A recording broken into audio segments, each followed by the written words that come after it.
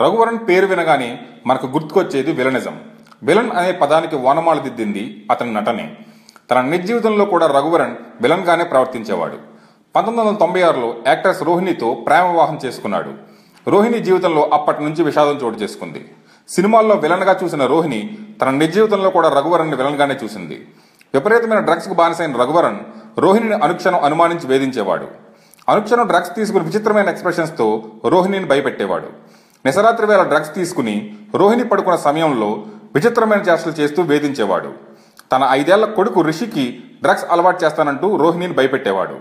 తన వికృత చేష్టలకు అడ్డుపడుతున్న రోహిణిని నిద్రమాత్రలు ఇచ్చి పడుకోబెట్టి తన కొడుకు రిషి ముందు డ్రగ్స్ తీసుకుని విచిత్రమైన హావభావాలు పలికించేవాడు. ఇది చూసిన రోహిణి ఏంటి అని ప్రశ్నించగా, నా కొడుకు రిషికి యాక్టింగ్ నేర్పుతున్నా అని శాడిస్ట్ సమాధానం చెప్పేవాడు. తన భర్త వేదన భరించలేని రోహిణి 2004లో రఘువరన్ కు విడాకులు ఇచ్చి 2011లో తెలుగు ఇండస్ట్రీ పెద్దల సహాయంతో ఇలా మొదలైంది ఇష్క్ సినిమాలతో రీ ఎంట్రీ ఇచ్చి తన కొడుకు రిషితో ప్రశాంతమైన జీవితం సాగిస్తుంది. రఘువరన్ 2008లో కన్నుమూశారు. ఈ వికృత నిజాలు రోహిణి దగ్గర వాళ్ళ నుంచి వెలుగులోకి వచ్చాయి. ఈ వీడియో కనుక మీకు నచ్చినట్టు అయితే లైక్ చేసి మా న్యూ మూవీ టీవీ ఛానల్కి సబ్స్క్రైబ్ అవ్వండి ప్లీజ్.